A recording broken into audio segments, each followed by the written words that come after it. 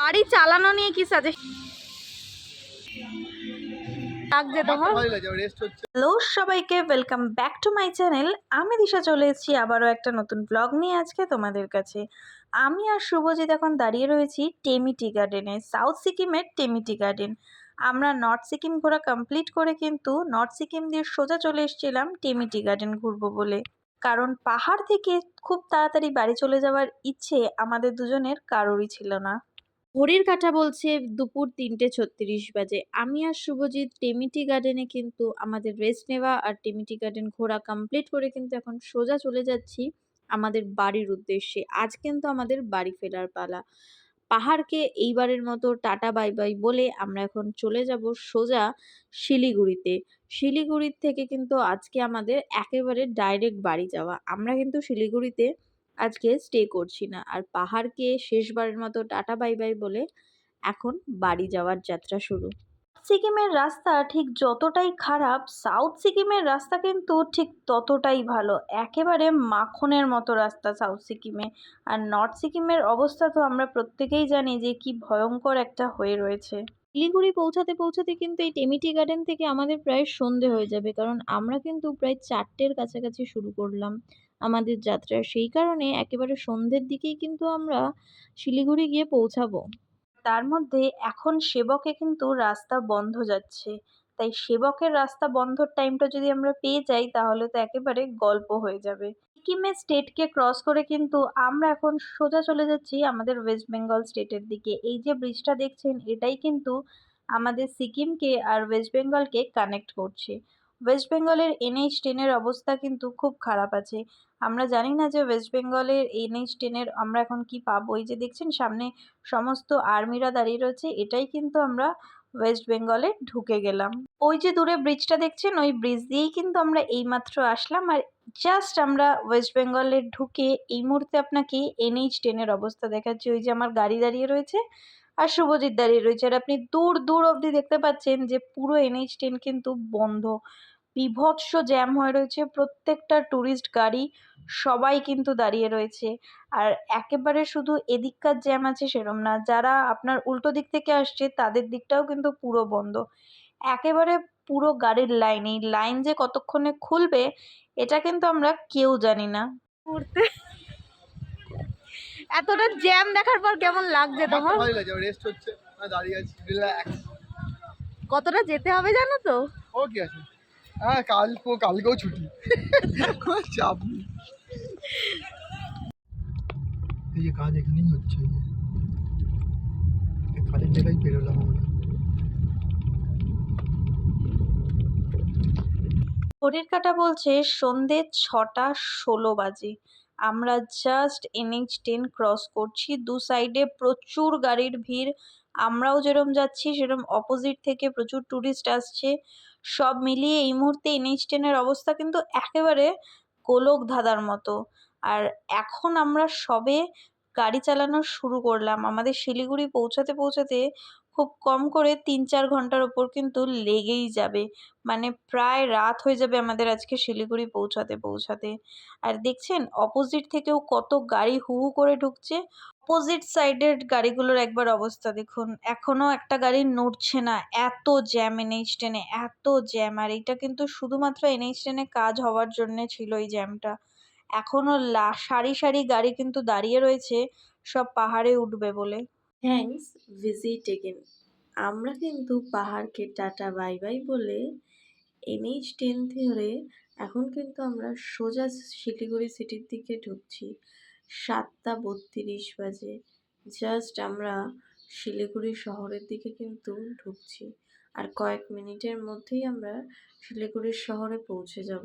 দেখতে দেখতে আমরা কিন্তু শিলিগুড়ি শহরে পৌঁছে গেছি। এখন শিলিগুড়িতে একটা ভালো রেস্টুরেন্ট খুঁজতে হবে, সেখানে আমরা আমাদের ডিনার করে তারপরেই বাড়ির জন্য রওনা দেব। জাস্ট শিলিগুড়ির সিটিতে ঢুকেই কিন্তু আমরা এই শপিং মলটা দেখতে পেলাম, আর এখানে কিন্তু অনেকগুলো রেস্টুরেন্ট আছে। কোনো একটা রেস্টুরেন্টে আমি আর শুভজিৎ যাব বলে ঠিক করছি।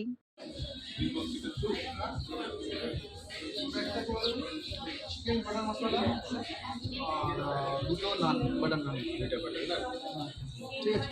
নান কিন্তু আপনার দুটো লাগবে, একই সাথে দিয়ে দেবো। উইথ বোন দিতে বলো। স্যুপ অ্যান্ড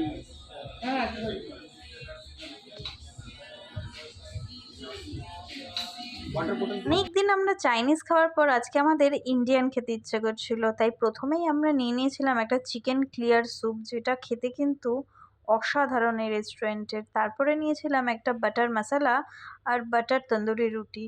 আমাদের জাস্ট এখন তন্দুরি আইটেম ছাড়া চাইনিজ আইটেম এখন আর সহ্য হচ্ছে না, আমরা এত এই কদিন চাইনিজ খেয়েছি। ঘড়ির কাঁটা বলছে রাত্রির 9:37। আমরা শিলিগুড়ি থেকে আমাদের খাওয়া দাওয়া রেস্ট সমস্ত কিছুকে কমপ্লিট করে এখন বেরিয়ে যাচ্ছি আমাদের বাড়ির উদ্দেশ্যে। ধরে নিন আমাদের আসতে যে 10 ঘন্টা সময় লেগেছিল, আমাদের বাড়ি পৌঁছাতে কিন্তু প্রায় কালকে সকাল 9টা বেজেই যাবে। কিন্তু আমরা সকাল থেকে এত জার্নি আজকে করে ফেলেছি যে আর পেটে যেই খাবার পড়েছে, আমার আর শুভজিতের একেবারে ঘুমে চোখটা বন্ধ হয়ে আসছে। আমরা এই মুহূর্তে শিলিগুড়ি সিটি থেকে জাস্ট বেরিয়ে কোনো একটা পেট্রোল পাম্প দেখে দুজন মিলে কিছুক্ষণ আগে ঘুমাবো, তারপর আমরা আবার গাড়ি নিয়ে বেরোবো। ঘড়ির কাঁটা বলছে সকাল 4:49 বাজে। আমি আর শুভজিৎ রাস্তায় বহু ঘুমিয়ে এখন আমরা সবে ফারাক্কা ব্রিজ ক্রস করছি। এখনও 4-5 ঘন্টার ওপর কিন্তু আমাদের বাড়ি যেতে লাগবে। আর মোটামুটি আমরা রাস্তায় দুবার মোটামুটি প্রচুর ঘুমিয়েছি, কারণ আমাদের শরীর আর দিচ্ছিল না। যদি আমরা না ঘুমাতাম আমরা হয়তো আজকে গাড়ি চালিয়ে আর যেতেই পারতাম না। তাই গাড়িকে আমরা সাইডে রেখে পেট্রোল পাম্পে রেস্ট নিয়ে আমরা আবারও গাড়ি চালানো শুরু করেছি। দেখতে দেখতে কিন্তু সকালের আলোও ফুটে গেছে। আমাদের বাড়ি যেতে যেতে কিন্তু এখনো প্রায় 6-7 ঘন্টা তো লেগেই যাবে, কারণ সকালে কিন্তু হাইওয়েতে গাড়ি অনেকটাই স্লো হয়ে যায়। রাতে যতটা স্পিডে গাড়ি যায়, সকালের হাইওয়েতে গাড়ি চালানো একটু স্লোতেই চলে। সকাল 7:58। আমরা এখন দাঁড়িয়ে রয়েছি কৃষ্ণনগরের মাদার্স হাটে আমাদের ব্রেকফাস্ট করব বলে, কারণ আমরা সেই কালকে রাত্রেবেলা শিলিগুড়িতে খেয়েছিলাম আর আমাদের এখন প্রচণ্ড খিদে পেয়ে গেছে। সেই কারণে আমরা দুজন মিলে ঠিক করেছি যে আমরা আজকে মাদার্স হাটে আমাদের ব্রেকফাস্ট সেরে তারপরে কিন্তু আমরা যাব আমাদের বাড়ির জন্যে।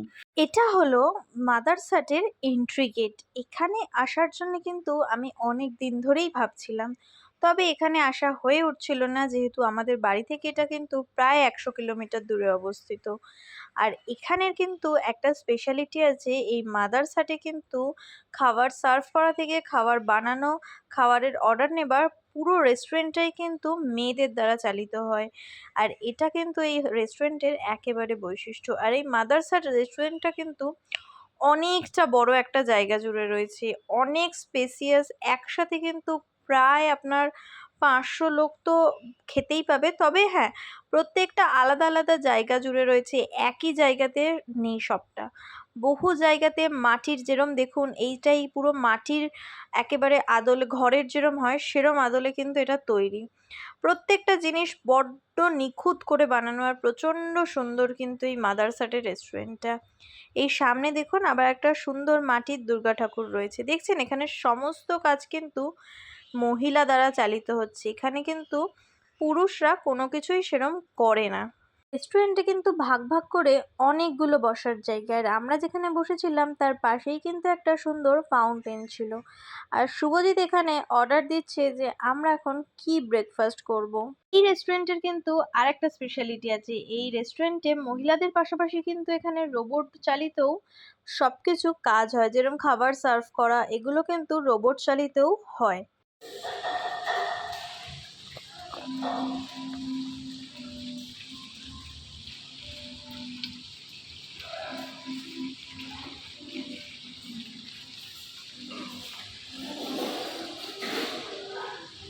দেখতে দেখতে কিন্তু আমাদের ব্রেকফাস্টও আমাদের কাছে চলে এসছে। ব্রেকফাস্টে আমরা নিয়েছিলাম সাদা আলুর তরকারি আর লুচি। এখানে 1 প্লেট লুচির দাম নিয়েছিল 50 টাকা উইথ তরকারি দিয়ে। আর এখানের প্রত্যেকটা লুচি কিন্তু বেশ মোটা মোটা আর ভালো।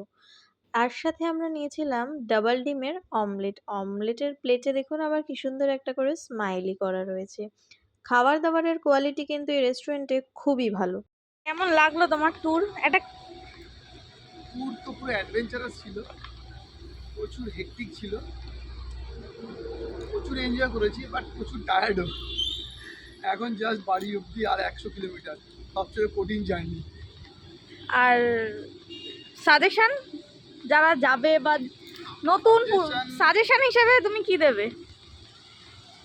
আর যাবে, রাস্তা প্রচণ্ড খারাপ, কি সেই বুঝেই যেও।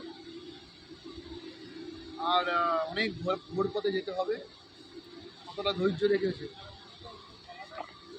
গাড়ি চালানো নিয়ে কি সাজেশন? যে রাস্তা পেরিয়ে আমরা এসছি সেই রাস্তা ওপরে কি সাজেশন দেবে? গাড়ি চালানো রিগার্ডিং সাজেশন। গাড়ি চালানোর উপর কি সাজেশন দেবো, সেটা যে যেমন গাড়ি চালায় তার তেমন skill। সেটা নিয়ে আমার কিছু বলার নেই, কিন্তু রাস্তা প্রচণ্ড খারাপ, সে ভেবেচিন্তে মাথায় সেটা ঠিক করেইছে যে প্রচণ্ড খারাপ রাস্তাতেই চালাতে হবে। ঘড়ির কাঁটা বলছে সকাল ৮:৫৩। মাদারসাটে কিন্তু আমাদের ব্রেকফাস্ট করা কমপ্লিট করে আমরা জাস্ট এখন মাদারসাট থেকে বেরিয়ে চলে যাচ্ছি আমাদের বাড়ির উদ্দেশ্যে। লাস্ট ১০০ কিলোমিটার আমাদের আর গাড়ি চালাতে হবে, তারপরেই কিন্তু আমরা পৌঁছে যাব আমাদের বাড়িতে।